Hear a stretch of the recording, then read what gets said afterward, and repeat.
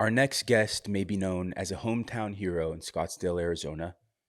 He may be known as Pearl's father, and you may know him as the brains behind Lovesick.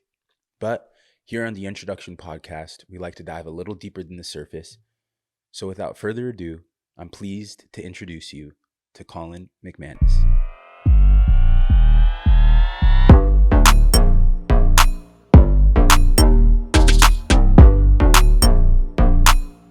Started as legit as it is now. You know what I'm saying? Yeah, it all But starts like that. he was able to create a company out of it. Probably like 8 years, something like that. So he's been in it. Yeah. He's been doing it for a while, and he just like kind of hit that point where he wants to transition with his life, you know.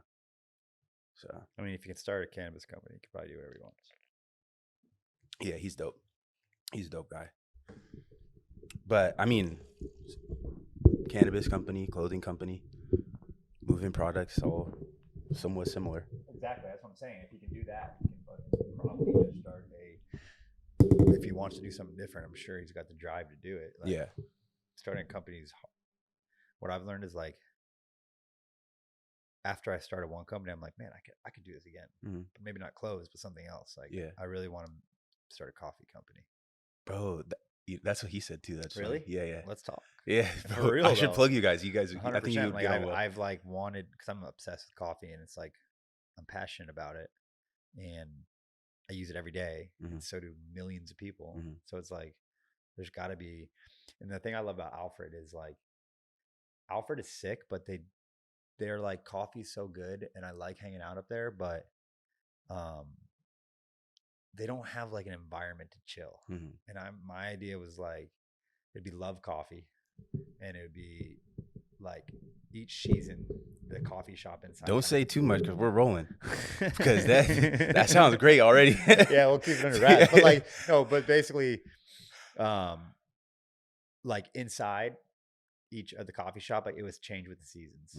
So like it's like a new vibe inside every season, and it's supposed to be like a kickback chill space. It's like a cooler version of like Soho House, but just a coffee shop for everybody. I think that's necessary because we don't have something like that. We don't have a lot of places where you can just like go there and you're like, this is perfect spot to work. It's comfortable. Like it's not too small, it's not too big. Yeah, you know what I mean. Yeah, and you guys should talk because he even had an idea to transition it. Work in the music scene would be cool. Yeah, and like, dude, hook us up. Yeah, I'll link you guys after 100% this. down. That'd be kind of dope. Yeah, I've been thinking about that since I like started the company. When I first started, I was like, never thought I could even start something. Just like, the whole process of like starting an LLC, it's like that was so like ginormous to me. Yeah. But now that I've done it, it's like, oh, I can do this easily. Like this shit's not hard. Yeah, that ignorance that you have when you're starting something, right before you daunting. Start, your ignorance is like, God, I'm not smart enough. That's pretty much how I was. Yeah, and all it is just you just don't have as much knowledge as exactly. But now I'm like learning stuff from Lovesick. I can like pretty much start the company tomorrow. You know what I'm saying? Like get everything set up tomorrow if I wanted to, and then start building it. But so speaking of Lovesick, I know you've spoken on podcasts and obviously it's a well-known brand, things like that. Getting there. Do you want to, starting from when you first dropped, I remember I started following you guys had like 400 followers. Really? You were back then? Yeah, because I knew Omar. Oh yeah. So you were from the beginning when I was like still working on it. Yeah, we were playing ball. Yeah, you weren't even posting like. I was doing medical sales still. Oh really? Yeah. Let's get into that. Yeah. What was your question though? Well, I was gonna say, do you want to kind of start with the inception of Lovesick? Because I know you've spoken about it before, so I don't want to be monotonous. Yeah, but 100%. I think you have an interesting story. No, it's definitely cool. I mean, we're still getting, like I said, from the outside, I guess it's getting more traction, but for me, it's like, okay, we're just kind of getting started. Like we've done well, but like, where are we going to be in 5 years? Yeah. You know what I mean? But the inception, man, I feel like I've told the story a lot, but I actually like telling it. So I'm going to bring you back just a little farther to when I got to LA. Let's do it. Went to Arizona State, as you know, and then came to LA to work in fashion. And I worked for a brand called Minimal. And then after like 2 years there, I just realized that my $30,000 salary wasn't going to cut it. It was just like, Jesus Christ, like coming to LA right away was so exciting. So I didn't give a shit about money. Yeah. But then once you're starting to live here, and your lifestyle changes and your taxes change and you want a nicer car and you see people around you doing things, you're like, I want to be like that. And so my lifestyle was changing and $30,000 wasn't going to do it. Same time, I bought a dog, an Pearl. expensive dog, Pearl. Thank you. Shout out. An English bulldog. And she tore ACL. And How does that happen? I never she even heard did. that. I was at Rufus del Sol in Santa Barbara, and she's with one of my buddies. And we're eating like mushrooms and stuff, like everybody in LA does. Yeah. And it's like 1:30 in the morning. We're just finishing up the concert, and I get a call that Pearl can't walk. And I'm like, what do you mean? She's like, we took her to the dog park, and now she like refuses to get up. And I'm like, oh man. So we ended up getting back and diagnosed with tear in ACL. I guess there's a dog park over in like Santa Monica area that has those turf hills. Oh yeah, is that the one on like off of Colorado? Yes, and it's got like the cement like little stream, and I guess she was running on that and hit the burn wrong and just tweaked the ACL. I mean, you know how it is, athletes on turf. Yeah. She's an athlete. She needs real grass. Yeah. So she tore ACL, and I'm making 30 grand a year. The surgery cost 10,000, and my dad was like, "Dude, you have this dog that you bought, and now you can't take care of her. Like, you got to get your shit together." And so he pretty much told me in so many words, like, you might want to think about a career change because you got responsibilities that you can't control or you can't take care of. So I was like, you're right. And then went from minimal, I went to medical sales because I was like, okay, what I've heard about medical sales is they make a lot of money. They make their own schedule. And like I could climb that corporate ladder, make $500,000-$600,000 a year, start a family, boom, boom. Like, this is what I'm going to do. And I was so into it. Like, that's what I had in my mind. This is what I'm doing for the rest of like my career. And then about a year and a half in, it was like, holy shit, this is not what I want to do. I'm miserable. This is corporate. I am not corporate. Everybody I work with, a lot of cool people I worked with, but like generally it's like, I'm a black sheep. Why am I here? So I just knew that I wanted to leave. And then 2019, so I started at like 18, late 2019. I was like, okay, I'm going to go to fashion. I don't know how. It's probably going to be like a small role with like Hype Beast or Complex or something. Just like, I just wanted to get back into it. And quickly realized that nobody was going to hire me after all my resumes were getting turned down. And then my mom and sister just kind of told me, like, you should start your own thing. Like, you have great style. Like, other people always tell you have great style. And I was like, there's no way. Too much. Like that. It's like, that was the overwhelming part, right? It's like, oh, I can't start a brand. Like, because you see people start brands and it's like, or you don't necessarily maybe see someone personally, but there's so many out there and there's so many that fail. It's what you hear. So I'm like, there's no way. And then another year goes by. It's late 2019. So that was probably early when they told me that, 19. And then a year goes by and I'm still like, holy shit, this is miserable. And I just decided one day that, okay, I'm going to do that. I'm going to try my own thing. And I put out an Instagram post, just like a PSA on my Instagram. I hate asking for things, and I hate like being like, hey, follow my page or anything like that. Just asking people to do something that like you don't even have. It's like you're asking a lot. It's like, follow this brand that's not a brand. And I just said that to a bunch of people. I was drinking that night. That's the only reason I probably put it out.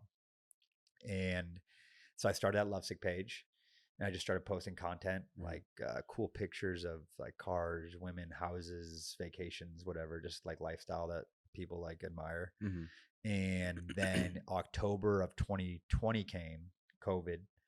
I got furloughed from my medical sales job. I was like 70, 30, working on medical, 30%, probably even less, working on Lovesick.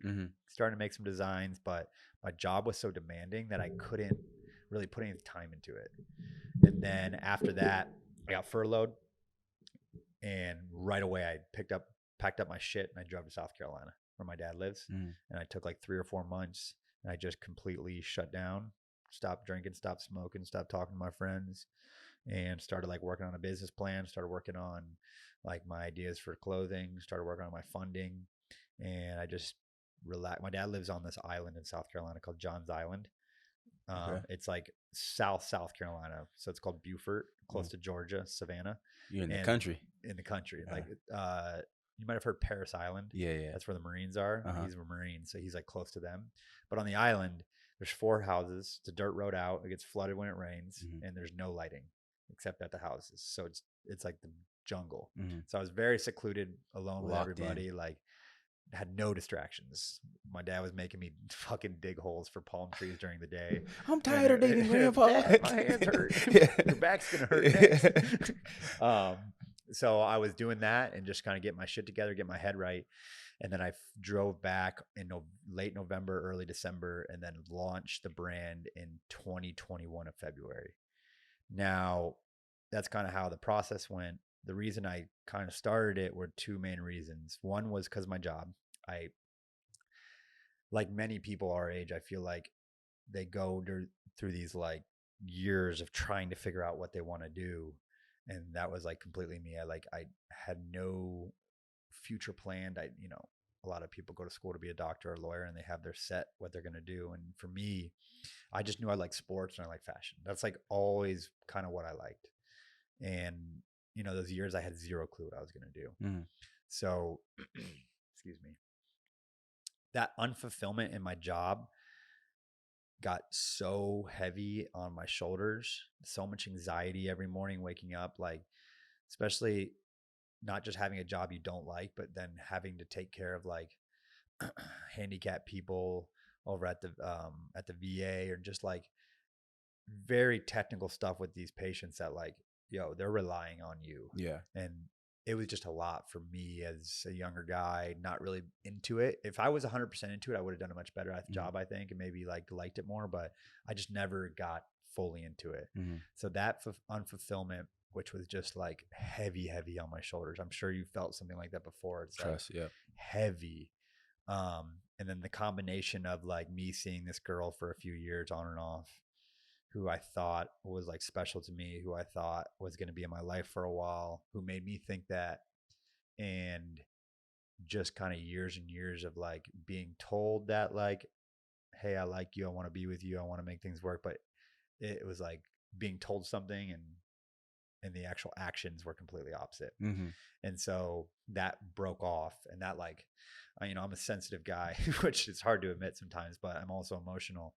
And that like just kind of killed me. I've never really like fully given myself to a girl, as in the aspect of like, I really like this girl and I'm going to do anything I can to make it work. You know what I mean? Like I've never felt that way about a girl before, just because there hasn't been a girl that's made me feel that way besides this one. So when I did like kind of release myself, or release way to say it, but like give up myself, you know what I mean? Like, and be like, okay, like I really like this girl. And once I did that, it backfired. And so it like crushed me. And the combination of the girl and the job at the same damn time, like just was too much. And I was like, fuck it. I had an epiphany one night. I was sitting there in my apartment by myself, and I was like, I'm not going to be 35 years old, 40 years old with kids in this fucking job and be miserable. Like there's no way that I can let myself like be that guy. I always tell myself like, you're different. Like you can be something different. Like the amount I talk to myself when other people are not around is insane. People would think I'm fucking psycho. I feel you, bro. We live similar lives. I walk around the house, and if I see myself in the mirror, I'll like say something to myself, just because like I'm just trying to put it in my head. I am who I think I am. Like I am who I think I am, because you think you are somebody, and maybe your actions like don't really tell that story, or even if your actions do, it's like you're just living this life that you think you are, and you're really not that person. And that's who I was. Like I was living this fake ass life that I hated my day job. I hated most of my day. And then at night when I'm with my friends, I'm acting like I'm really happy. I'm acting like everything's great. Like we're having the best time. And it's funny because then I was partying so much. And now that I actually am happy with myself, I don't party as much. Yeah. I like rarely party. And it's kind of funny how those flip. And when you think you're having a good time, but you're really just I kind of understand that. drowning, you Yep. know? Yep. And so those combinations just kind of were so overwhelming for me that I just had to make a move and take a chance. And if I didn't have the support of my mom and my dad, I probably wouldn't have done it. You know, if I came from a different type of family that my mom and dad weren't around, or if they weren't supportive of like my goals, that probably wouldn't have happened. Mhm. But they gave me so much support, including my sisters, that I was like, well, I really have no like, am I going to stay with this job, or am I at least going to try this? Yeah. And so pretty much started that way. Bro, that's dope. First off, I appreciate you for being so honest and vulnerable. I don't think there's anything wrong with being a little vulnerable and emotional. I'm the same way. So When I was first doing this, my first podcast, I didn't say that story, but then I was like, you know what, it's part of it. Yeah, and I feel like that's the most important part of it. It's Because relatable. exactly, it's extremely relatable. And like people who watch, I don't think many brands are Storytellers. Yeah, right, not storytellers. You don't have something that's intangible that you want to follow and you want a piece of, and you and your experience are that intangible portion, right? You know what I'm saying? So and really, for people who watch this and like don't live in LA, literally every time you like, I'll wear a Lovesick hat or something, be out around. Oh, do you know Colin? Oh, it's so funny. I feel like nobody knows me. No, it's a very like, you've created something that's deeper than a cult following, but you have a lot of people around you that have bought into what you're presenting. Yeah, and it's pretty cool. I do think it's very cool, and I think it's a testament to, again, I've said it before on a podcast, but I think it's a testament to the person behind the brand.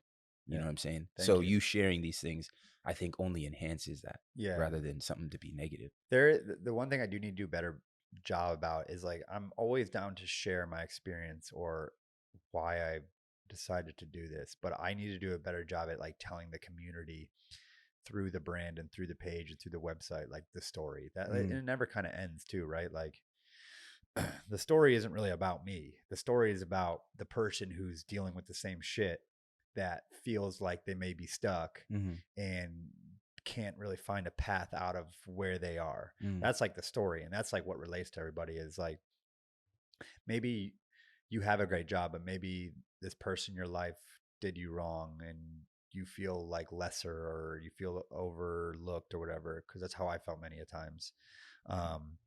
And maybe that's how you relate to it. Or maybe you do have a shitty job and you do love something else, like photography or fashion or whatever it is, but you're like, I just, no one's following me, or I don't have like any means to do it, or it's just too much work. So this whole thing, just telling this part of the story, is to try to get those people to like, hey, take a chance. Yeah. But I do want to start talking. I do need to start doing a better job at like explaining the story deeper as the brand grows. How do you do that as you're curating this kind of new wave for the brand? I think what I need to do is like take a different path with my content and like start telling stories through my content, and not necessarily just through pictures, but like videos. I have a video coming up that we're going to do about these travel pants. It's super simple, but it's like, when I thought about the video, I just thought about me getting ready to go travel. And that's why I made the pants too. It's like, whenever I travel or whenever I am on the move, I always am comfort first. Never substitute comfort for style, is like what I try to tell myself, because like, I've never in my life been on a plane in jeans.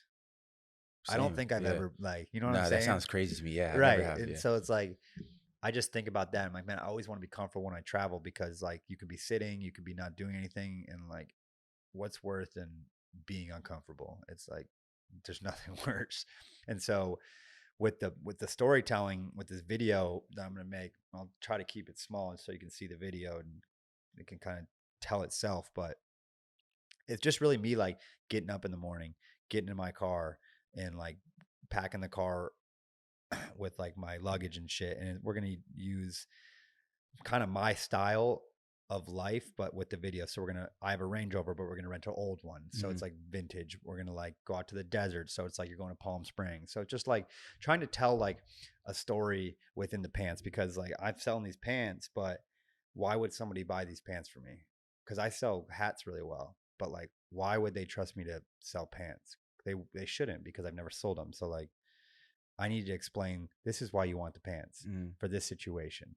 This is like how they feel. Like when you're going there, you can wear them here. So it's like almost like putting that person into the situation that they would wear that hat Yeah. or wear those pants.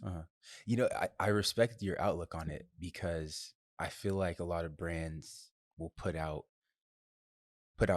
pieces of clothing with no real thought behind it. And for you to be honest or vulnerable enough to say, like, you know, I have to share or show people that they can trust me with providing them, you know, I've locked in hats, and hats are fire, but providing sweats are a different feel. Everything's So, different besides hats, right? mhm, Like after my hats, I was like, okay, I'm going to put some shirts out. And for a while, no one bought the shirts. But now people are buying the shirts because they mhm, trust the shirts. mhm. And like The shorts were the fire shorts, too. yeah, I forgot about the Crazy. shorts. Yeah, Yeah. the shorts, same with the short. I took a big chance on those because Mhm. I remember buying that. I remember the opportunity to get those shorts. That was year one. And I remember talking to my dad. I was like, Dad, I can get these shorts for like pretty good price, like 9K for all, like hundreds of units. I haven't sold shorts, but do you think I can, like, do you think this is risky worthy? And he was like, man, like if you don't take a chance, you'll never know. Mhm. And I'm so glad I did that, even though I remember I made like 10K the first like 3 months of Lovesick. That's huge. Yeah, crazy. Um, maybe 4 months. And I think I only had like 10 or 11K in my bank account, maybe even less. And the shorts were like 9,000. So I was like, this is my bank account. Like, Mhm. fuck it. Like, let's buy them. So I bought them and they turned out well. But the point is, I have to like gain the community's trust to put out certain things. So many people like, why aren't you making this? Why aren't you making this? Why aren't you making that? And I was like, I want to make all that shit, but I just started. I'm making $50 hats. I Mhm. can't put out a $500 jacket the next month. Yeah. No one's going to buy it. I don't have that community yet. Mhm. Like I need to build trust and I need to build a bigger community for people to be like, okay, like this guy has made these types of products. I like them all. The quality is good. Why don't we try something else? Because for me, when I shop, I always buy a hat first, always, Mm. because it's usually the cheapest, and it's an accessory piece. You can wear it multiple days, and you can kind of tell a brand's quality by a hat. Yeah, absolutely. So for me, I'm just trying to put myself in the shopper experience, just like when I make my clothes. It's like I'm making the clothes because I like them. Mm. Eventually, one day I'll probably have to stop doing that, but like right now, it's like what I like to wear, and my idea is like, hey, other people like to wear what I like to wear. Uh-huh. So that's the kind of the avenue I've been going down. But we're kind of expanding. It's my first pair of pants, so hopefully keep going down the road and keep putting out cool shit. That's dope. Yeah. So you've mentioned a couple times, and you mentioned a little bit how your family's super supportive. Like, Mhm. you know, you just mentioned your dad was like, yo, it's a risk, but Yeah. has your family always been kind of that backbone for you, or what does that Yeah. relationship look like for you? Yeah, they have. So I come from a military family, so they call us military brats. Mm. That's like the term. Most of my younger childhood was growing up on the eastern seaboard, like Virginia, North Carolina, um, moving to base where my dad was, and so I think the military. Um, my dad was in the military his whole career, so or most of his life. So it wasn't like a 4 or 5 year thing. It was like a 35-year thing. So Mm. it was like pretty much our lives. But I think the military brings a sense of community, and it's like living on a military base is way different than living in a nice neighborhood with like cool neighbors. Only not because it's on a base, but because like all the fathers and mothers, they're all like making sacrifices with their family to protect the country and Yeah. however way they would do it. So it's like a bond that people make pretty much. So I think the military aspect brought my family close together. But growing up, I switched from baseball to lacrosse in first grade. And lacrosse at the time was just getting going, but you had to do a lot of traveling. And my parents did everything they could to make sure that I had the nicest gear. I was traveling to the best tournaments, and they're putting me in camps positioned to get better and better and better. And so I would say yes, that they've always been supportive, especially through sports growing up. Until now, even today, like anything I do, they're my biggest cheerleaders, which is kind of a problem sometimes because like my mom thinks I'm a celebrity and I'm not. Uh-huh. And she thinks, she thinks like, you made it, you're doing it. And I'm Uh-huh. like, Mom, I love you. I appreciate all the words, but we're at the beginning. We're Mm. still at the beginning. You know what I Yeah. mean? But No, they I have been understand that. there. I They have understand that. 100% been there for me. Like I said, I wouldn't be able to do it without them. Yeah. I feel similar about my mom because she's like not doesn't think I'm a celebrity, but she definitely thinks like that I'm the best thing since like, sliced bread, they say. 100%. So I guess it's like that's the mom's role though. yeah, But but it sometimes it also gets it gets a it little gets a muddy. little much, but it's like you also sometimes I don't know if you felt like this, but sometimes I catch myself like, oh shoot, like I got to keep my foot on the pedal because like when someone tells you so much that like, hey, like you're gonna do it Expectations. and blah blah, like you do have all these expectations. Like I definitely have high expectations for myself, but also like because I feel so confident that I can get there because like it's been ingrained. Oh yeah, you do anything you set your mind to, blah blah. Sometimes I find myself I'm like, oh shoot, I got to keep my foot on the pedal 100%. because you know. 100%. That's one thing I think about every day is like I don't want to disappoint them. Even though like we've done so well so Hmm. far, if it all came crashing down tomorrow, it'd be disappointing. Hmm. And like them seeing the progress we made is awesome and they would never be disappointed in me, but I would be disappointed that I like couldn't fulfill what I said I'm going to do. I have a lot of goals for my family that I want to do once Lovesick is in a position that can take care of me and my family. And like, Can you speak on that? yeah, I mean, I just want to take care of my family. I Yeah. mean, my dad's pretty well off. My mom's decently off, but my parents are split. But both my sisters are kind of chasing their dream, country vibe for one of them, trying to figure out like where she wants to go, and the other one's riding horses in South Carolina, trying to make it to the Olympics. Hmm. Good And for when her. they do those jobs, when they are chasing the dreams, you usually have to, um, you have to, you can't live like a normal life. You got to work extra hard on the back end because you're working maybe 3 jobs because you can't have a day job because the horse needs so much goddamn time. You need to be riding, you need to be practicing. So basically what I'm trying to say is they don't make a lot of money. Mm-hmm. And I want to take care of them. My mom, my dad, the money they've given me probably over the years is crazy. I would love to pay off mortgages. Like I just want to take care of them. I want my mom Yeah. to be closer. I want her to be in California. And Where's your mom live? she lives in Nashville. Nashville. She's Okay. a mile from my sister, which is amazing. But I'm the baby and I'm the farthest one away from everybody. So my mom and sister are in Nashville and my dad and other sister in South Carolina. So they're all out there. But yeah, I just want to monetarily try to take care of them so they don't have to worry about shit because I know what I've been through with money and how hard it has been the last 6 years in LA to establish myself. Like the first 3 years I was here, it was like my bank account never got over like $1,000. You know what I'm saying? It's like I do. Yeah, absolutely. it's so hard and it's so stressful. And I know that they feel that sometimes.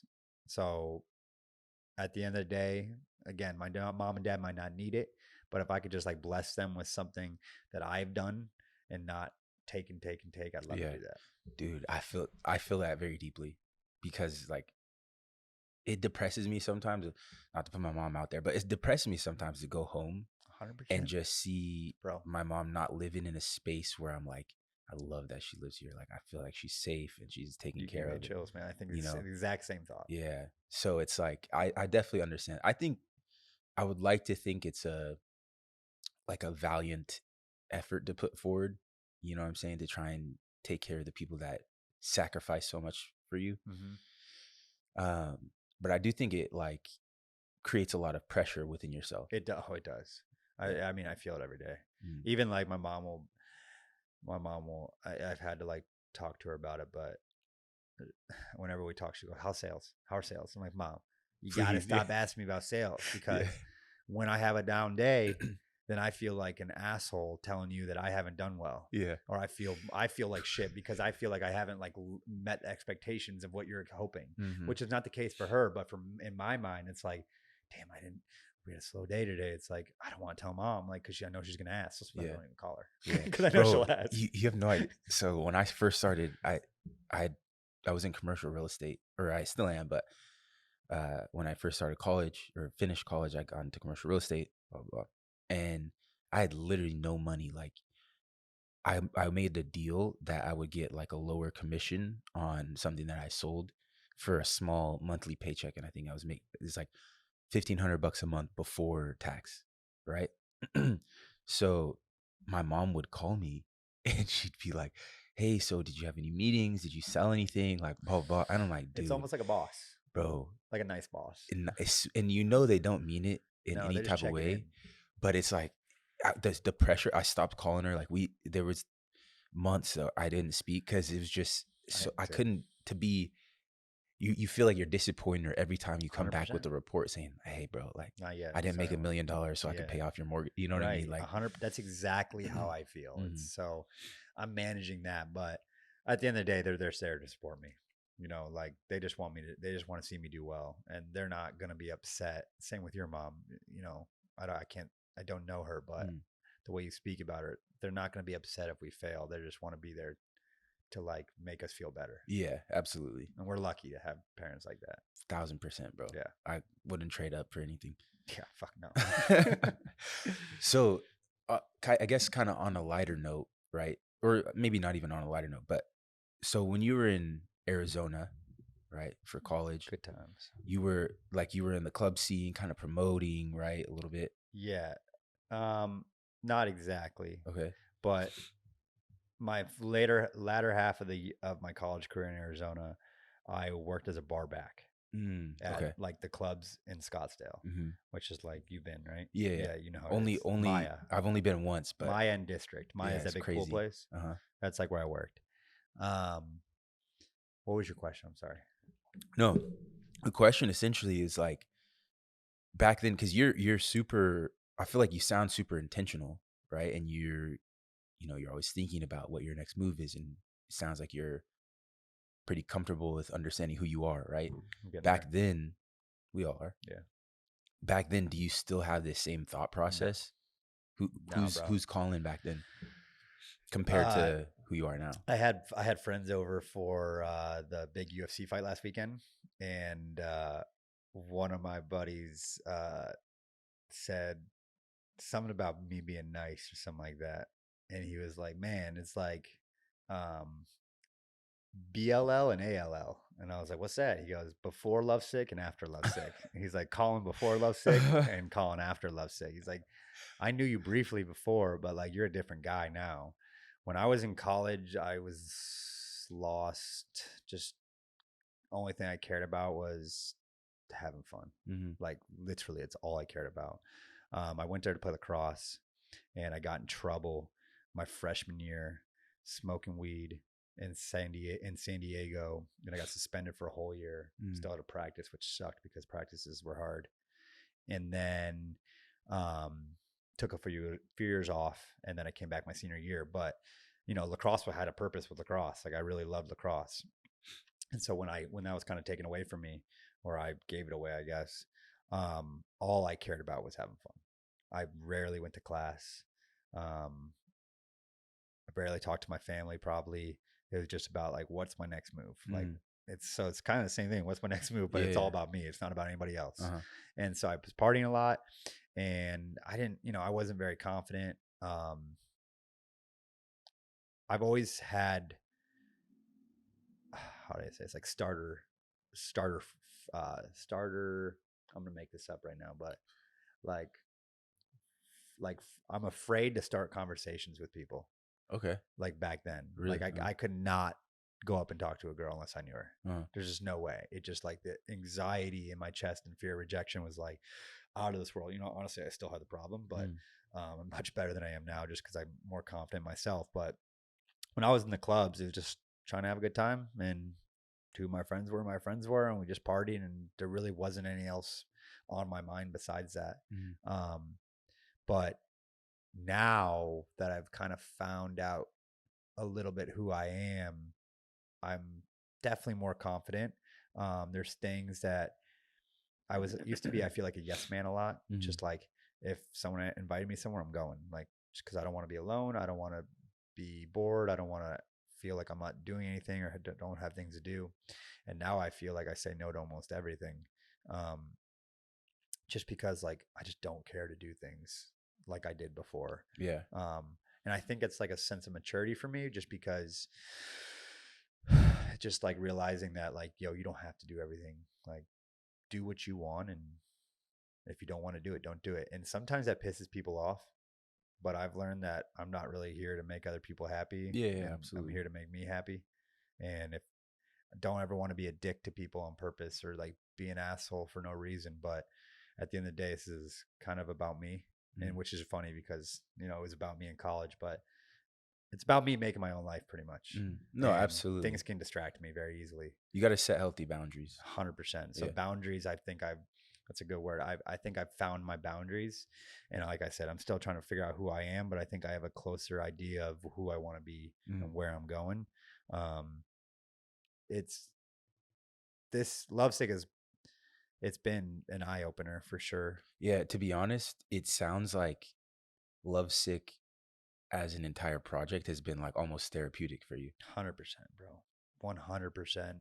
Um, I wouldn't have like been able to get over that girl. I wouldn't have able to like just feel more confident in myself.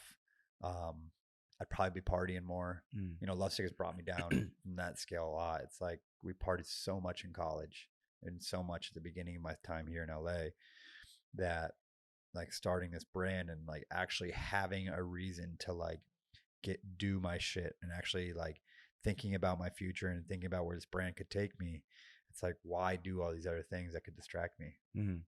It's funny that you said that you're kind of nervous to share yourself a little bit, like going up to people and stuff. Because I feel like from what you've said, at least just in this conversation, like Lovesick is like you embodied in clothing. Right. Because you're obviously continuously thinking, you're methodical, right? Even when you're speaking, I can tell you're just like kind of thinking, you're like, you can see back, you're playing it Yeah. back in your head, and you're talking about the pants. Oh, I gotta prove to my audience that they can trust me with the pants and this, that. So it seems like I don't know, it seems like Lovesick is Is is me. low key you, just like I've you been know what I thinking mean? I've been thinking about this the last couple days actually. Whether I am Lovesick or Lovesick is what it is, Uh-huh. and I am me. Mm-hmm. And I haven't come to a conclusion on it, but maybe an outside perspective like yours is uh, helpful. But starting the brand, like I definitely am lovesick. The term lovesick is like being sick without something. Mm-hmm. Um, I think the Webster dictionary definition shows like a boy is lovesick over a girl that left him because she's gone. But in general, that statement can kind of be used universally. So if I'm a photographer, but I have a day job at this marketing firm and I'm doing photography 1 day a week, but I fucking love it. And I'm doing this job 6 days a week, 5 days a week, and it's taking up a lot of my time and I'm unhappy. I'm lovesick for photography. I'm I feel almost physically sick without that thing that I love. Mm-hmm. And for me, that's how I was feeling, like waking up anxiety ridden. I was like sick because I didn't know what I wanted to do and I didn't have any purpose. And so like using the word lovesick for my brand, it was like, okay, this word can be like for everybody. It's not just for me. I am lovesick because I was like struggling to close this chapter with this girl and I was struggling to find fulfillment in my career. But now I've found this brand and doing these things. And without it, I would probably feel like I did again. I'd probably feel sick. I'd probably feel like anxious, depressed, whatever it is. And now that I have it, I feel differently. And so it's supposed to relate to everybody. Like it's supposed to be like, hey, if you're not doing what you want to be doing, but there is something out there that you love, like you can be lovesick as too. And if you wear the clothes, maybe you can like embody that and maybe it can give you a little push to do whatever you want to do. I just want people to read, nobody reads the blog online, but if they read it, they can read the story and then kind of get that whole idea out of it's like, dude, I'm not buying Lovesick just because it looks cool. Like I'm kind of embodied into this brand too. It's like this is how I feel every day when I get up. Like I want to go do something that I love. And I've had so many people like DM me and just be like, dude, thank you so much for doing this and telling your story. And another thing I do is like I take a fit pic almost probably every day. Haven't doing lately. I need to get back on it. Take like a fit pic in the mirror and I post it. And a couple people gave me shit about it for a while, and then I was just like, whatever. Um, the girl I liked gave me a little shit about it, but then I would get like DMs from these like random kids in high school and college and be like, dude, thanks so much for posting your outfits. I get so many like ideas on like how to dress because you just post a random photo. And I'm like, well, fuck, that's like exactly why I'm doing it. It's like not only for people to see like my cool outfit I think I have, but like give a kid that maybe doesn't know how to dress or maybe likes clothing but doesn't know how to put shit together, or give him an sees idea. himself in you and the Exactly. story that And you gives him an idea of like how to be more him or her. So shit like that, it's like I'm doing that just because it kind of relates to people. But I guess I am lovesick. I don't know. I don't really know. I mean, it's hard to. I don't know if I want to be one with the brand or if I don't. It's like I haven't made a decision in my mind. Yeah. You know what I mean? Yeah, I feel like you don't have to though. It's still at its inception. It's like you can still allow your journey to unfold, and like, if you are one with the brand, it's dope as fuck, and you have like a cool story that you're purveying and pushing, and a lot of people can relate to it. Right. It's not just, some brand because you're just trying to make a quick buck. That's what I think. I do think that's what at the end of the day will keep Lovesick going and keep this brand alive for a while as long as I want it to. But I think that people can legitimately make a connection to that. Absolutely. If not to the brand, to me, and be like, damn, I see myself a little bit in that. Absolutely. I mean, you look at any major brand and they're all look at everything they put out and they're trying to create stories. And like most of them, it's too late. Like they built themselves up just trying to make money, and like you are who you are. But you're creating that in real time. And I feel like, bro, first 4 months you made even $6,000. It was more than that. But you might even be lying about that. I don't know how much money I made, but whatever it was. But you see what I mean? The first 4 months and you popped off more than you had assumed. So obviously you have a core base of people that are rooting for you and that believe in what you're putting out. Yeah, It's like I'll give that credit to like obviously my friends and family, but the people I met at Arizona State. Um, I always thought I had a good group of friends, and then sometimes you think your friends aren't as close to you as you think you are, maybe because like maybe you. I don't even know how to explain this the way it is because I don't want the guys to think I don't love them, but maybe you don't get invited to everything you thought you were getting invited to, or maybe you like you don't hang out with them like every day like it used to be, and that's like an adjustment I needed to make as I got older. But and you think, okay, I have good friends, but how good of friends are they? You know what I mean? And then I launched and I did like $700 the first day, and I was like, holy shit! Like I'm selling $50 t-shirts, $50 hats. Like I thought I was gonna get like 5 orders maybe, and it was all because of my friends and family, and mostly this core group of people I built friendships with in Arizona. They all supported me, and I was like, damn, that's fucking awesome. Whether they liked it or not, they supported me, and I think that's just kind of like the testament to why Lovesick got that initial push. Absolutely. Just because of the people around me. I respect. I understand that completely too, because it's like just so you're not put out there so as much. Like I struggle, like for instance, like abandonment issues, right? So I always battle with like, is this really my friend? Like, you know what I Dude, mean? I kind of feel the same way. Yeah. So just to let you know, like you're not the only one, but and I look around, it's like, for instance, starting the podcast, right? But everybody has a podcast now. You know what I mean? It's like such a seemingly saturated idea to put out. But when I put it out, there's a handful of people that really, I was like, dang, bro. Like they really support me and like they have my back and they're trying to help me out and blah blah blah blah. And like even my friends that live here, right? Their moms like literally anytime you want. Like they're insanely supportive family. Like so, it's funny when you, I feel like, allow yourself to be vulnerable and go out on limbs. You learn. You learn and you see who really is there because you're like at your most vulnerable and people will 100%. come pick you up. Yeah, I remember. I remember when I put that little PSA out to ask people to follow the brand when I didn't have any clothing or anything like that, and I'm not gonna name names, but I remember like a handful of people that didn't follow me until like 5 months after I launched Oh when yeah. it started picking up. They're like close friends of mine, and it was just like I felt like asking people to do stuff on social media, people get weird about it. Mm. You know what I mean? Like people don't want to repost something that maybe isn't cool, or people don't want to like something because that person might be like, why is that person? You know what I mean? People are weird on social media. Yeah. And it's like it's for engaging.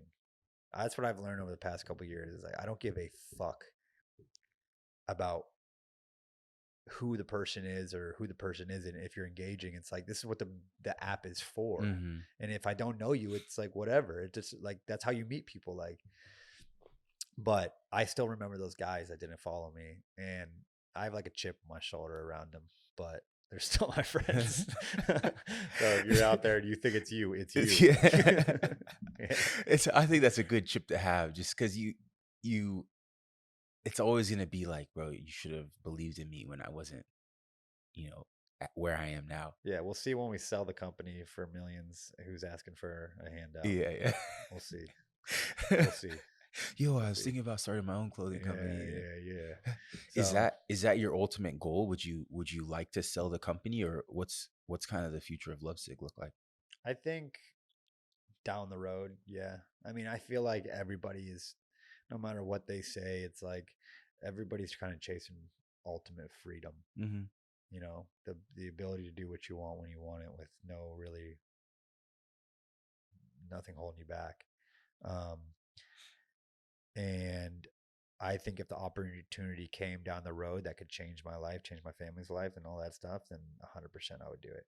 I'm not really looking at the brand now as like do whatever we got to do to sell because I still want to maintain the story. I want to maintain the reason why I did this. I want to bring people in because of the story, and I want people to be able to relate to it. I don't want to get diluted, you know.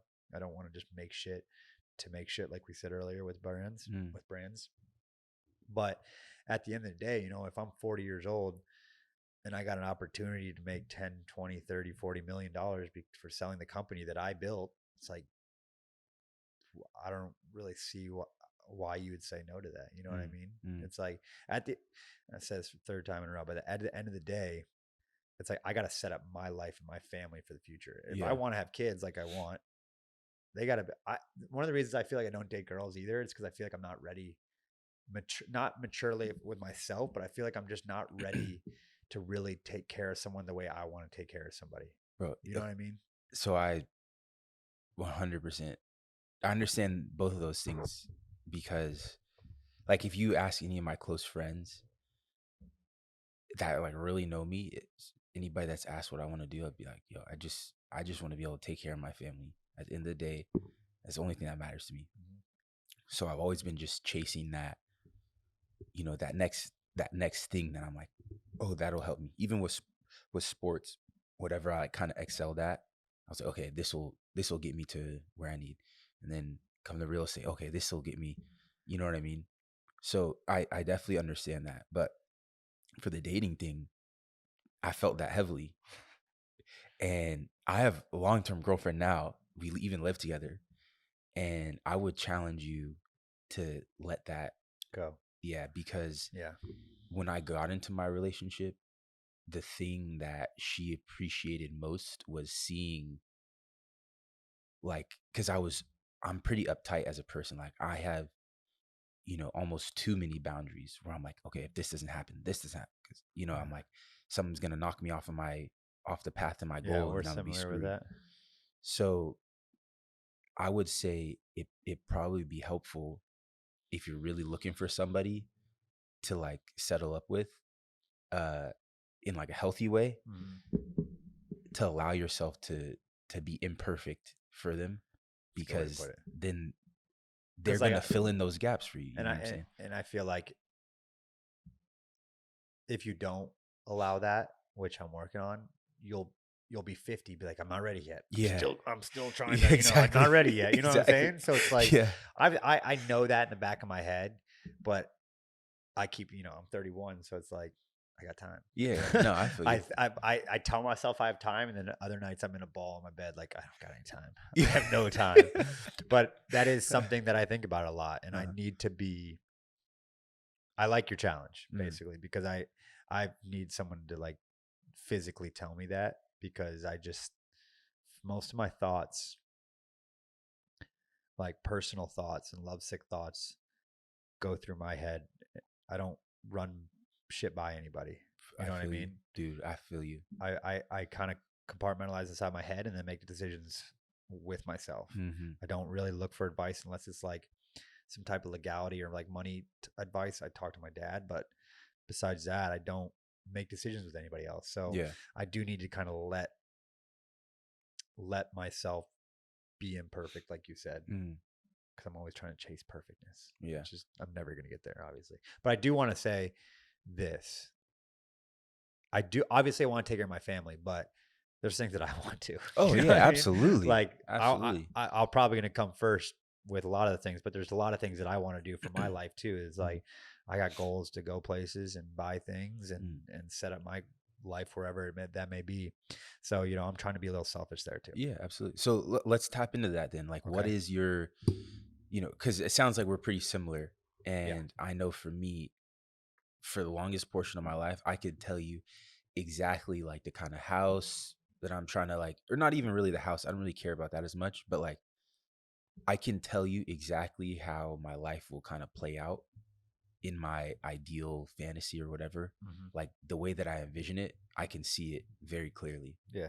Do you have anything like that where it's like the things that you want to set up for yourself, the family, the type of family that you want to have, this, that, and the other? Can you kind of picture that? Or Yeah, I can definitely picture it. I don't know if I know exactly what I want, but I've had this thing in my mind forever, or since I moved to California. I've always like just told myself like I want to buy a house in Brentwood and I want to have like 5 dogs. And so I got to have enough room. uh, That's what my thought process is like get enough room. If you have a big enough house, then you get all the dogs you want. And in order to do that in this state, you got to make money. yeah, Like you got to make some serious money. So I just know 5 is a lot, but I've always just told myself that like I want to, if I stay in California, which I think I'm going to, um, for the foreseeable future, um, I want to live in Brentwood and I want to have enough space so I can have animals because I love animals. Like I can't explain to you how much animals mean to me. It's kind of sappy, but like they are so important to me growing up. They're always around, and it's just I don't know what it is, but they bring me so much goddamn joy. It's yeah. like I can't explain it. Like especially dogs. Like You also sound like someone that you look for the I don't know how to say it without, but in like layman's terms, I guess I would say you're looking for friends and people around you that are like ride or die, it seems like. yeah, And I feel like, it doesn't get much more than like a dog. authentic than a Than a dog. dog. 100%, man. I mean, my dog right now, it's like she's getting a little. She's on her second half of her life, but I always think about like, man, when's she going? Man? I always think every time I look at her, I'm like, how long do I have? How long do I have? Uh, Which is terrible, but those are the things that I look at in my life. Obviously, I want a family and I want animals mm, and I want space to do whatever we want. And so that's how I kind of look at my life. And obviously, living in California is way different than growing up where I did in Ohio. It's like a quarter of my house price here. I could buy whatever I want in Ohio, but mm, I left there for a reason yeah. to expand and become different than the people that were around me. So I kind of have a two-pronged Mhm. question. When you were in Ohio, I'm assuming that you didn't really know what kind of a lifestyle or life would look like in LA. Yeah. So the first portion of the question is like, what brought you to LA? Like, what was it that kind of drew you outside of, the job offer and things like that? Yep. Like, from someone who hadn't experienced it, what was it that was that kind of that shiny dollar? Yeah. So, like I said, military kid most of my childhood. And then from third grade, second grade, we moved to Ohio. And then I lived in a small town outside of Cleveland until I graduated high school. Um, so I've never seen California before. I've heard about it, never seen it. Didn't think California was in my future at that time. In Ohio, my senior year, I knew I was leaving. I knew I needed to get out of Ohio, but I just didn't know where. I just wanted something bigger, something different. And I went down to Florida for a recruiting visit. It was like mid-January, palm trees. It's like, oh shit, it's a foot of snow back home. This is great. Let's go to Florida. And then Florida, my career there was nothing for lacrosse, and so I transferred to Arizona State and I played lacrosse. My first trip, my freshman year, where I got in trouble, we went to La Jolla, and we got off the bus and we're on the rocks and we see the houses and the waves, and I'm like, holy shit! Like I've never seen like a scene like this before with like 60 feet of rocks. These houses are on the edge. This is crazy to me. It was like insane. Just California in general. It was like insane. And right then, I knew immediately that I wanted to move to California. Immediately. And then the next 4 years were just like me trying to figure out how to weasel my way over. And then the actual reason I came to California was that job. But my best friend, now roommate Brian, he had graduated already. And so he moved back to Orange County where he was from. And I was coming out like every other weekend, or he was in LA, but he moved back to California. I was coming out every other weekend, just hanging out with him, partying, because I was working at the clubs in Scottsdale. And I was so over that life because I had been doing that for the last 5 years. So I was just trying to decompress in California, driving back and forth. And we went to No Vacancy. Have you been there? Yeah. Yeah. I love No want to go Vacancy. back. It's so much fun. Actually, that reminded me.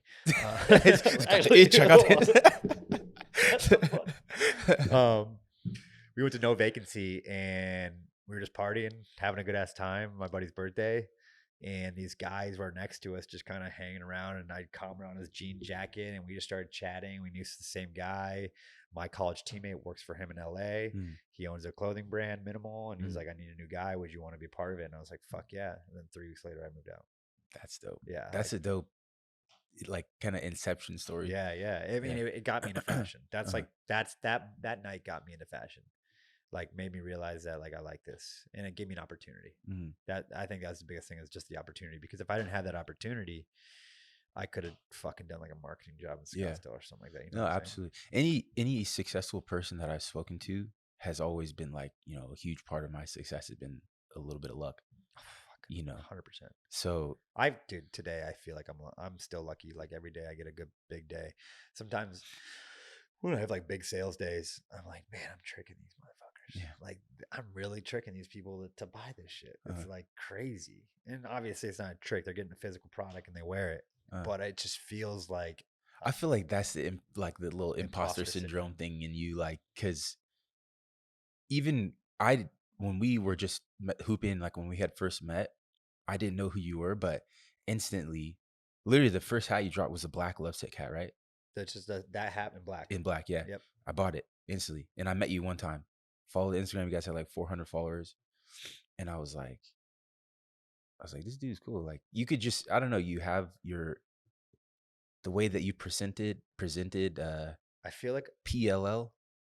Post Lovesick. What did he say? PLL is like Professional Lacrosse League. No. BLL before Lovesick. After yeah, the way that you presented after Lovesick was super authentic, and I don't know. That's instantly I was like, oh, and he's putting out a dope hat. I was like, all right. So, I don't think you're really tricking anybody. I know. I just think about like, man, because when I started, I didn't really expect it. I know a part of me expected it to work because I did it, and I put money into it, but I just didn't expect like people to like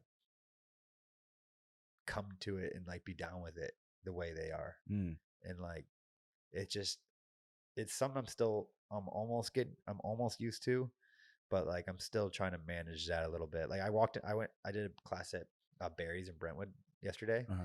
and I walked in, and the hostess is wearing a lover's hat, and I was just kind of chopping it up with her. I was like, "That's an awesome hat. Where'd you get that?" Like, she's like, "It's Instagram ad. They never get me, but they got me with this one." And I was like, "Damn, that's cool. Like, what's the brand?" She's like, "It's Lovesick." She's like, "Yeah, I think actually like the manager's husband knows the owner." And I was like, "Damn, like, what's his name?" And she's like, "Colin." And then she like looked at me, and she like looked at my page on the thing. She goes, "Are you Colin?" I'm like, "Yeah, I'm Colin." And we just started talking. But sometimes I don't like to let people know it's me. I don't know. It's like a thing I'm trying to figure out still. Like, do I tell everybody I see with a Lovesick hat on that I made it, or do I let them just do their thing? Mm. And so it's like a 50-50 thing with me. It's usually when I'm with my friends and I see it, I usually let it go, Mm. just because it's like I don't need to be that guy Yeah, that's yeah. like, "Hey, this is I'm the man." You know, Yeah. I feel like that situation is almost like trying too hard. But if I'm alone, I'll usually try to say something. Uh, Like I happened think like 2 weeks ago too. yeah, it is dope because like for instance, the other day we ran into each other at Alfred's. It's like seeing you just do some work on your laptop and you're the owner of this dope ass brand. It's like it's cool. I think it's a cool thing for people they could touch you. You Right. see what I'm saying? It's like that's where he's working. Yeah, he's He's just doing chill. like what he He's did a for real work right guy. there. It's like, Yeah. you know what I mean? It's because like I don't think people don't have an idea of like the size of the operation either, right? Because I'm doing everything on my own still. Mm. I'm still packing orders. I'm still doing all the customer service. I'm doing all Dang. the marketing. I'm doing all the production. So I'm doing everything myself. But when you look at the page, it's like, oh, this is like a full brand. They probably got employees. They probably got an office. They probably got a warehouse. It's like I have none of that. Uh-huh. I'm doing everything out of my house still.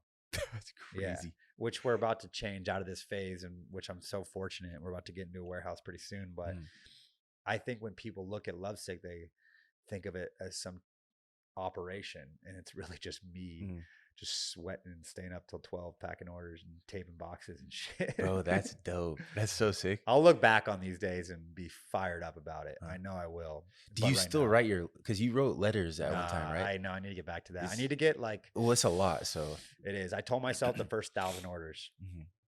After 1,000, I was going to be done, and then I Well, you stopped. catch carpal tunnel. Yeah, dude, my fingers were Yeah. curling up, man. My fingers hurt. um, but that's something I do want to get back to. Maybe not personal where it's handwritten, but I want to get like a message that I wrote and then just like mass produce it to Mm. throw it in and just a thank you and stuff. I just need to. A lot of brands do that. I've kind of fallen away just because of all the stuff I have to do. Mm. But we're getting there. There's a lot of things that I need to improve with Lovesick. I just need to get things a little tighter. Mm. But the fact that I'm doing it alone is why I'm thinning out in areas. But I'm starting to get some help um, in the places that I need it. And then I feel like once I'm into this warehouse, basically a fulfillment center, so they pack them, do the orders for me. Once I'm in this warehouse, I feel like the brand's going to change a little bit. Not for the worse, but it's going to be better. Yeah. Because I'm going to have more time to put in designing. I'm going to have more time to put into content and marketing. Most of my time right now is packing orders. That's crazy. Because it's to pack a box, you got to unfold it, you got to fold it back, you got to tape it, you got to find your order, you got to print the label, you got to pick the hat, you got to make sure the QC's right, then you got to bag the hat if it's a hat, then you got to put it in the bag, then you got to tape it up, slap the label on, then you got to deliver it. So it's like 2 to 3 minutes for each order. If I have 100 orders over the weekend to do, it can add up. And then, it's not like people don't order one day. It's like people order every day. Mm-hmm. So it's just always consistent. It's one thing that I have to stay on top of. So I'm really excited to get into a warehouse. It's going to be like a monumental step for Lovesick as well. And I think it's going to make the brand better as well, just because I'll be able to I feel like I haven't done any designing in like 6 months, which is crazy. Obviously I put stuff out, but I feel like my things could be all my shit can be better if I get more time to the right spots. Yeah. What do you think your strength is like within Lovesick? Is it the designing side or? I think my number one strength is talking about it and promoting it, just because I'm a talker. and I can talk to anybody, except for good-looking girls. And then I can like talk about the brand all day, and it's me, I guess. So like we talked about, so it's easier for me to do that. Um, Product wise, I can make hats. I can make 1,000 hats tonight. Like they just come to me. T-shirts are a little more difficult because I'm so like specific on what I wear that I don't want to put out something I wouldn't wear just to make a buck or make it, so I get really weary about that. I think my designing it can take a huge step forward. I'm like a minimal designer, like, but that's part of the brand too. Is like a little minimalistic take on everything. Yeah, I I don't enjoy like that. doing like loud, gaudy, crazy graphics with like multiple layers. I don't like all that. I like the minimalistic feel, but I feel like there's another level I can get to once I apply more time to it. So you said strength, right? Yeah. Yeah, I think the number one strength is being able to promote my own product, just because I'm willing to go onto Instagram and DM 1,000 people a 10% discount code tonight if I know if it'll make a difference. Like, I'm willing to do that. I feel like a lot of people aren't willing to put in tedious work, and I think maybe that's why a lot of people fail at things, is because like when it comes time doing all the fun shit, it's fun. Yeah. But when it comes time to doing all the shitty stuff, nobody wants to do it. And I'm willing to do it. Like, I really am willing to do it because I don't have a plan B. Yeah. I have no other option right now of what I'm going to do in my life besides Lovesick. So I think that's what keeps me driving as well. But the promotion of the brand, I think I'm the best at, which is probably kind of whack to even say out loud. But there's a lot of areas that I feel like this next year we're going to be improving on a lot. That's exciting. I'm excited for you to see. I'm excited for everybody to see. I mean, we've been doing tees and hats like for the last 2 years. And like when I said I wanted to start this brand, I wanted to like make clothing, like real clothing, like silhouettes, like jackets, like real button down shirts, just all types of stuff. Now that my community is getting a little bigger, this is like the time that I can start experimenting with pants, with other things that maybe people thought that Lovesick wouldn't do. So I'm fired up to continue to grow and get opportunities to put cooler stuff out, like more lifestyle stuff. You know what I mean? Yeah. Like, I just don't want to be a streetwear brand. I want to be like a menswear brand. You know what I mean? So we'll see what happens. I mean, you tell me in a year if we're making progress. I mean, we'll be able to look back on it. Right. You know what I mean? And bro, I'm telling you, I don't think I have the screenshot anymore, but I promise you on everything, I had screenshotted Lovesick. It was weird. I think it was, I forgot when this was, but I think it was around the time, you remember how like I had ordered a hat or something and it got lost and I came by to pick it up? No. You don't remember that? You got a hat. You lost it. Yeah, I lost it. And then I gave you a new one. Well, no. So I didn't lose it. Somebody stole it from our thing or whatever happened. I don't know if it was okay. like I was not actually thinking about delivered. the story on the way up. No. I swear somebody stole it. Long story short, I found out Like that at your apartment or wherever? yeah, it was like in an unsecure spot, and people literally after that, like, bro, had hundreds of dollars of stuff stolen, just like not knowing that people were still. Where were you living? I was on we're on Brockton in a Wiseman. Brockton And, at a Wiseman? Yeah, at a Wiseman. And it was a nice building, but and I don't know if it was someone in the building snatching. Yeah, just taking, bro. There's like stuff ripped open all the time. It was crazy. The worst. But so it was around that time. I think I want to say you guys probably had like 1,700 followers or something like that. Dude. And I had screenshotted it because I was like, damn, this he's real. gonna want to see this. I was like, this dude's real for that. Like, because you didn't have to, you know what I mean? And like, it's not like we even knew each other that well. You're saying about replacing the hat. Yeah. Because like at the end of the day, I'm sure people would try to do that to get a buck. We didn't know each other that well. And I'm sure it's an annoying thing. You're like, bro, it's like not my fault that you lost or fully transparent. I remember that night you asked me, I'm like, fuck. Like, I'm not in a great position to be giving out free shit right now. But like, I know this guy. I'm going to see him again. He's nice. Like, I'm going to take his word for it. A lot of people will DM and be like, I lost my hat. or it was stolen. And it's like my company policy is tough shit. Yeah, yeah. Like, And as it should be.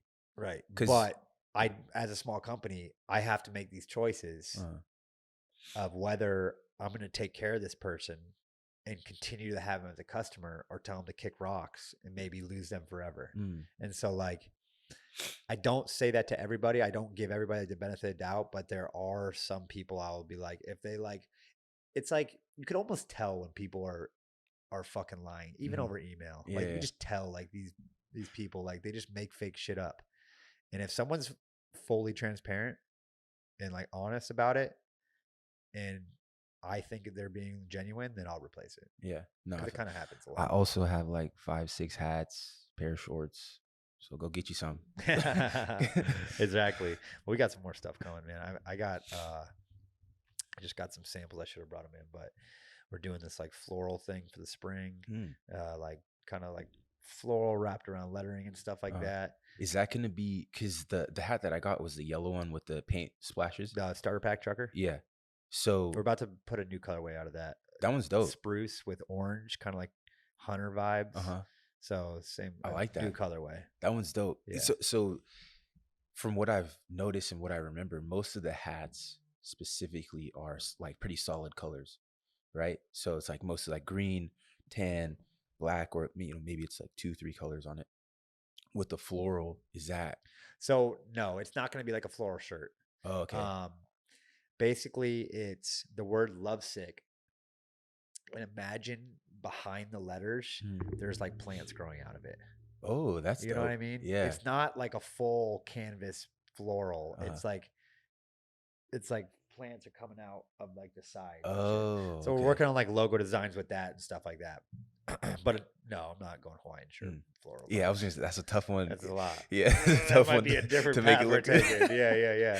No, I'm not doing that. I mean, listen, if I can't, I know I'm pretty calculated on this shit. Like, before I put something out, I'm just always like, I think about it. And I look in the mirror for like 2 days straight. I'm like, is this good? Is this good? Is this good? So I feel like I'm kind of calculated with the stuff I put out. But generally, the color schemes are similar. I like the military background. I love greens. I love browns. I love black. I think that comes from my dad wearing camis all the time and shit like that. So the colors are generally the same. I like that bright yellow or that dark yellowish.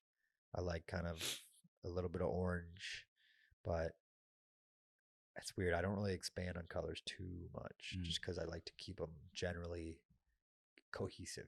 I don't understand. Does that make sense? So just as a reference, not to throw extra brands in our podcast, but my girlfriend, she styles for Fear of God. Oh yeah, so they're similar. I love them. I mean, I have a story about that. Not about Fear of God really, but when I first started Lovesick, I started just watching a bunch of fashion YouTube videos and stuff, and I truly believe this is one of the reasons Lovesick is doing as good as it is today. That's why I like to tell this. But Jerry was on a not a podcast, just a YouTube, whatever, speaking about Fear of God. And when he started it, he used to be a club promoter, and he would wear Fear of God into the clubs and give some stuff to friends to wear. And the Hollywood clubs, he's surrounded by famous people with reputations, people that are out, people that get photographed. And I was like, how can I like implement that to my life? Like, I don't go out, so it's not like I'm gonna go to fucking Bootsy Bellows and just buy a table and fucking paint out my shit. Like, that's not happening. So how can I do this? Like, where is like my core? Where is a core part of my audience? And I thought, okay, Scottsdale. I do go out in Scottsdale. I worked in Scottsdale. Like, I know the people in Scottsdale. I pretty much probably know a manager or bottle girl or bartender at each club. Like, I spent a lot of time there. The thing with Scottsdale is, like, besides the bottle girls, like the managers and the people, bartenders, they stick around for a long time. Like, those are homers. Like, they're there, not talking shit, but like they're like career people, like bartenders for like 10 years or so. So I was like, okay, what if I gave my lovers hats, my most popular hat, to the bartenders, to the bottle girls, to the managers in Old Town? and they wore that shit while they work. Like, what if? And I was like, okay, I'm gonna do that. So I like put like 150 hats aside, and I just flooded all those bars.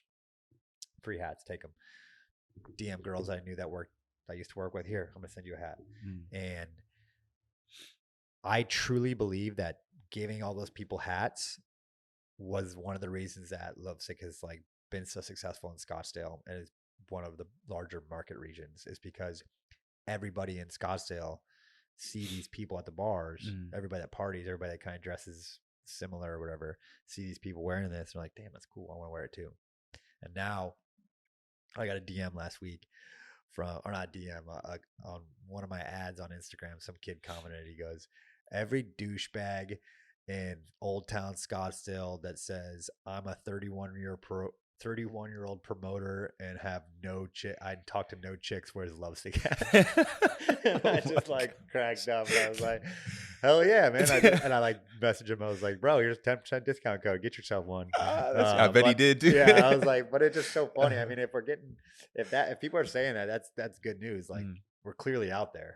Like, it's this kid that doesn't like the brand is seeing it everywhere. Yeah. So it's kind of cool. Just like, I guess the more shit you get, the better you're doing, I guess. No, absolutely. I mean, I do feel like that. You know, the better that you get at something, you're gonna have more people haters. That yeah. It's funny, dude. It's like I feel like I am becoming like more myself, and like Lovesick's doing better, but I feel like less people like me. You know what I mean? I mean, it could be you just said me in you my used head, to but be a yes man before, so yeah. It's just funny. I just feel like, and I never try to be. I truly, if I've ever been rude to anybody, I have never meant it on purpose, unless I hate you. But I just feel like since Lovesick has started, like people in my life that I've known like me, not anybody that I really obviously care about, but like people, it's like, oh man, I thought we were cool. You know what I mean? I feel like it's changed. I mean, I understand that. I think like that comes with you kind of solidifying who you are more. It's like, you know, when you're just like that yes man, you're just going out, you're just kind of going with the flow of life.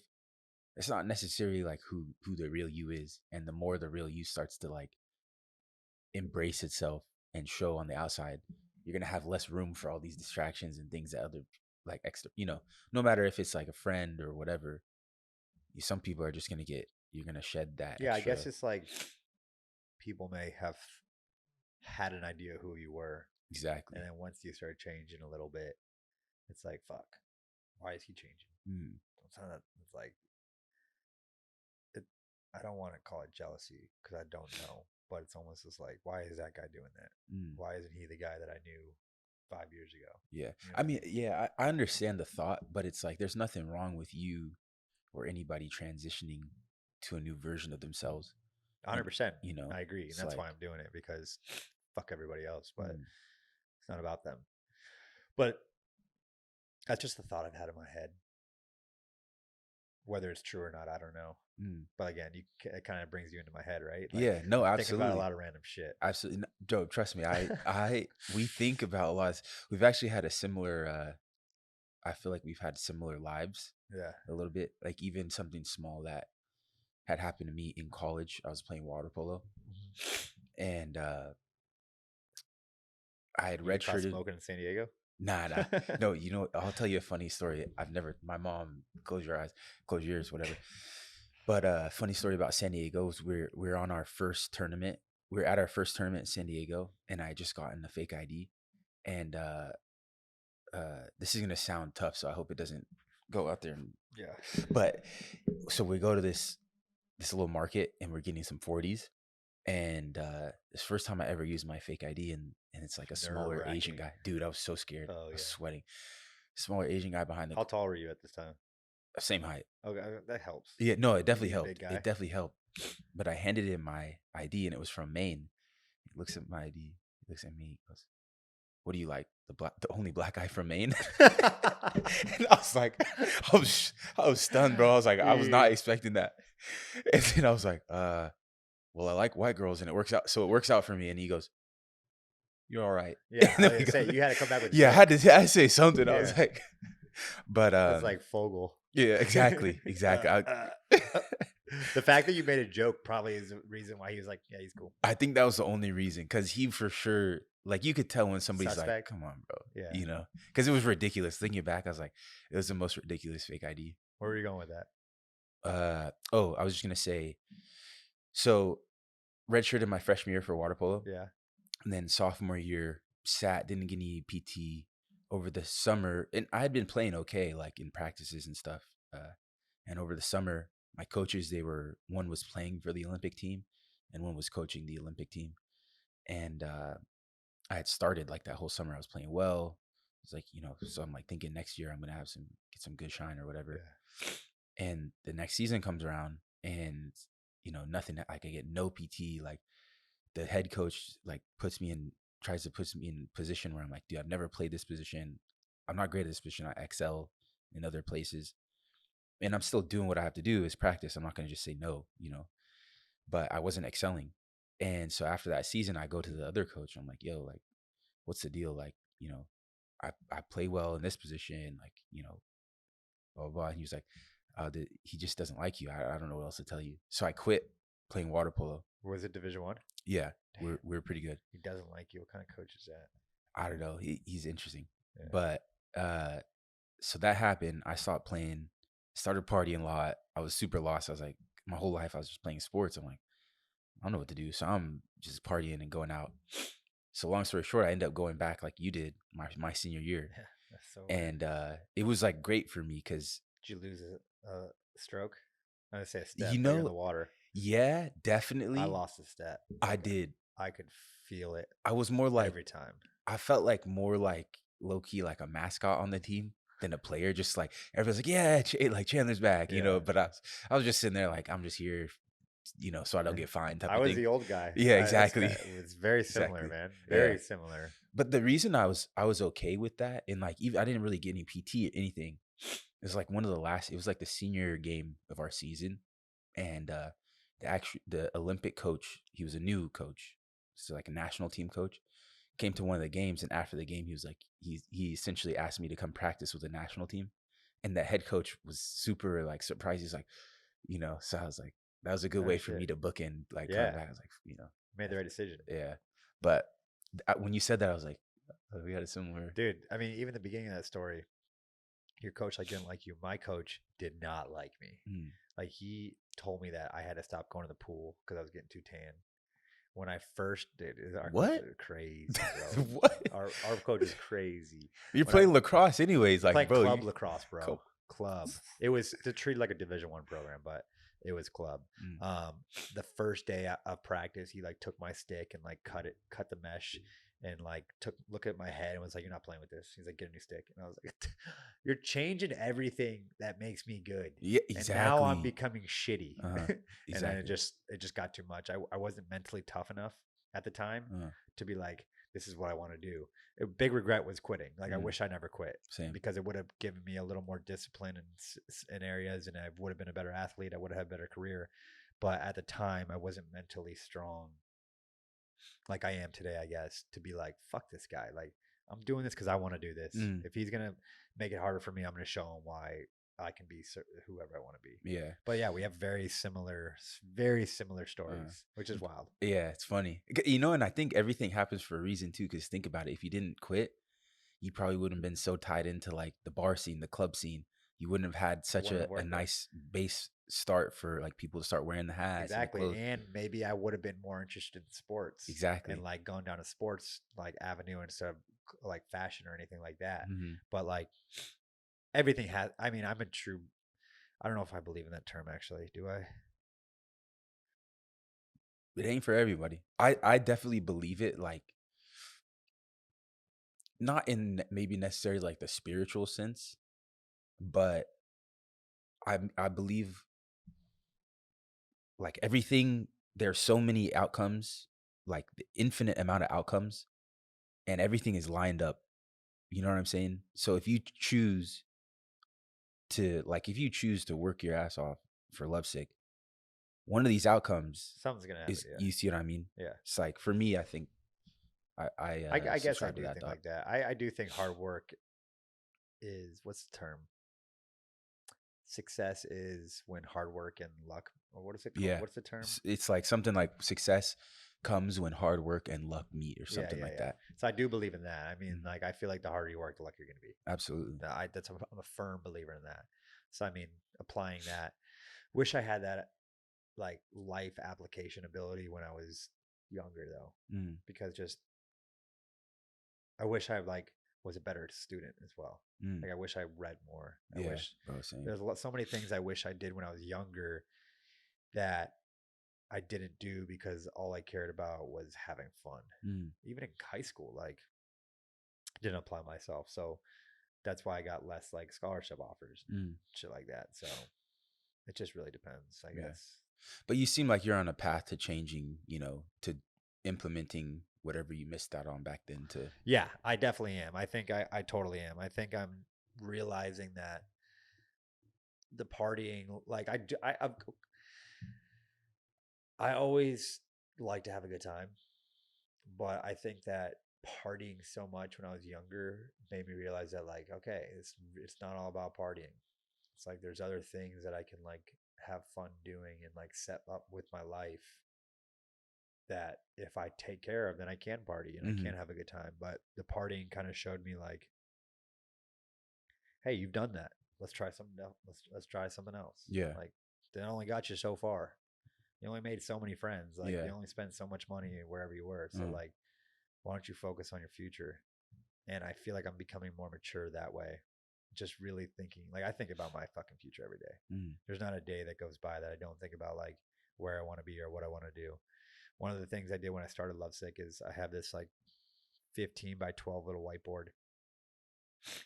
And I remember in my apartment complex over on Beverly Glen when I started the brand, it was like, I, Colin McMannis, will start a successful clothing brand in 2020. I taken a picture of it and Yeah, posted I was it. gonna say I think Yeah. you posted that. In 2020 in Los Angeles. And I've never erased it. And you know how on whiteboard, if you don't erase for a while, it sticks? Just stick Now there. it's stuck. And it's like a shitty whiteboard, but I keep it on my wall at my house because I literally was just like, okay, thinking about this every day. I put it in front of my bed. Every day I looked at it. Every day I looked at it. Every day I looked at it.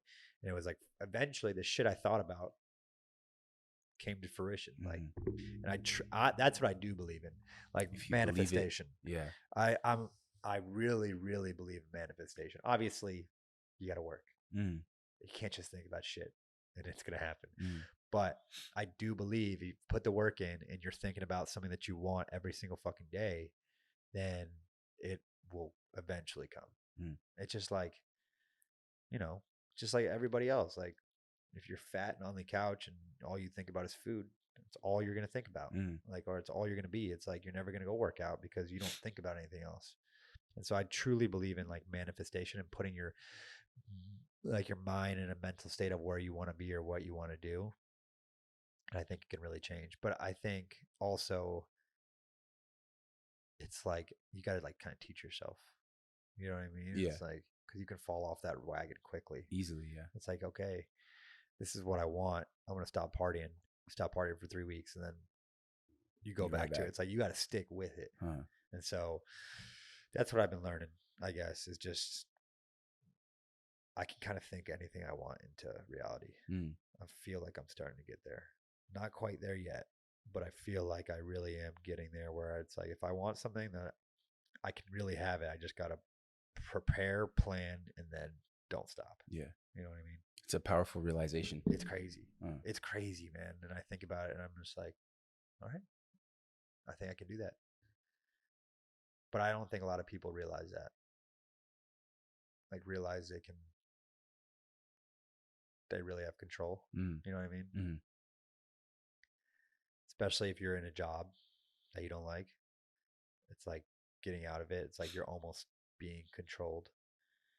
What's that famous producer's name? Rick Rubin.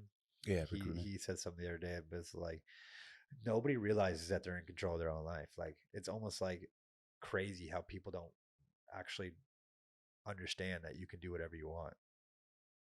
And doing Lovesick has kind of brought me there. Obviously, I'm restricted still. I'm not a millionaire. I'm not Mm. big time or anything like that. But hitting these small goals, eventually I'm going to be able to do whatever the fuck I want. That's the goal. I Just do love that. whatever the fuck I want. I love that. That's my Well, goal. I know we have to end up pretty soon. So, is there anything else you'd like to kind of touch on or share for maybe the brand, yourself? Like, Yeah, I mean, obviously, I want everybody to. I think if you go to my website for the first time, go to the blog. I'm not a great writer, so it's probably sounds like shit, but if you read it, you'll probably understand the message. do you mind if I like have my editor clip it and we could throw it 100%. up? Yeah, Let's do that. 1000%. Go to the blog and just read that. That's kind of gives you a story about like why I did this. And also, um, I run everything on Lovesick. So if like you're ever messaging or anything, it's going to be me who you talk to. So it's not going to be somebody else. I do my best to get to everybody I know. I just put out a sorry email a week ago about shipping taking longer than a week or a couple weeks. And but I'm doing my best, and hopefully you guys can all check it out. Thankful to be able to tell the story with you, man. Bros, I Thankful appreciate we you for ran coming into on. each other. It's Yeah, this was we dope. haven't seen each other in like Forever. 7 months before that. Yeah. I stopped playing basketball. That's probably why. So me too. Really? Yeah, I mean, I just play at the gym now. So Oh yeah, you're telling Equinox. yeah, but the guys, I still like creep on the group chat just in case I want to go play some. Oh yeah, I got it. Any group chat I'm in, I'm out. Yeah. I don't like being in group chat. I'll have it on mute. I feel bad because I really said like I've only ever said like 2 things on it, but Yeah, that's hilarious. but thank you for coming, bro. I appreciate Always, you. man. Thank you. Definitely.